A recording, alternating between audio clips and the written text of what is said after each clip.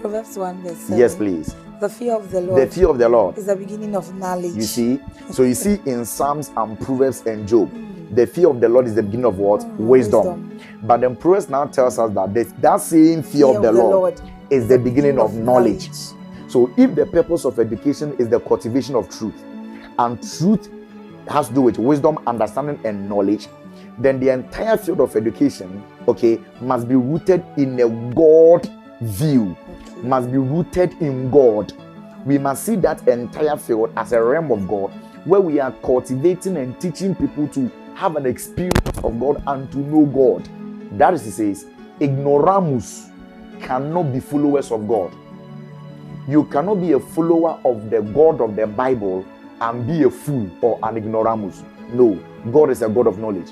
And true pursuit of God will lead you into knowledge, lead you into understanding, and lead you into wisdom. So for you to learn, and at the end of your educational pursuit, you say there is no God, you were not learning. You didn't go for education. Because true education will not lead you to a place where you deny the existence of God. Because God is the person of knowledge. So what is the goal of education? Education is to produce thinkers, not laborers, workers, and employees. So this is where it is lacking. So whenever you hear in the news, people say that there is no connection between the students we are producing and the job market. We should produce students from the job market. That is a wrong way of looking at the educational system. Because when our educational system was begun, it was first producing people for the job market. The only problem was that now that market we were producing the students for, that market has run away. That market has evolved. The question is, what causes the market to keep evolving?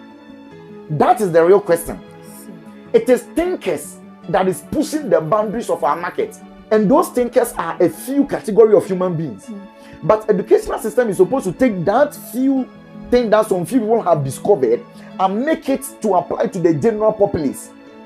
So we are not supposed to produce people for the job market. We are supposed to produce people that create the job. How?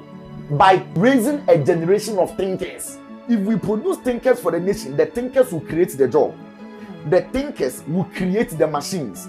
The thinkers will pioneer new market fronts. The thinkers will create and invent new technologies. The thinkers will create new working devices.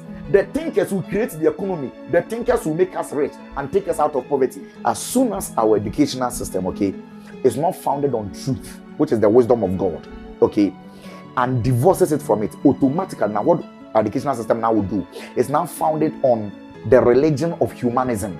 Wow. Oh, let's make the public education neutral. Let's make it neutral. Let's make it secular. Let's make it religious. Okay, we want to make it neutral. What do you call neutral? So let's not teach God. Do you know to not teach God is also a religion? It is called atheism. So if we are not teaching God, then we will teach another thing that is our God called idol. So now that we are not studying God, what are we studying? Yes. We are studying Charles Darwin evolutionary theory. So he is now the God. Charles Darwin is now the God of educational system now. This is the reason why evolution, if you want to take it out of educational system, people will fight you head to toe. Because Charles Darwin has taken the place of theology in our schools. The book that Charles Darwin wrote as The Origin of Species. Please, just type in Google, what was the original title of Charles Darwin's book, The Origin of Species?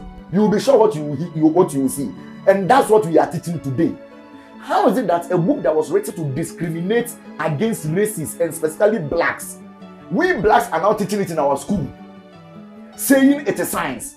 So, precious viewer, listening to me, if you are called into the educational sector, you are called to be a builder of civilization, a teacher of truth and wisdom, to build an intellectually sound people and a people with strong morals, who will now advance enlightenment, advance science, advance our knowledge, push the frontiers of our knowledge forward, to create things, to solve relevant problems. This is the foundation that produces a civilized culture.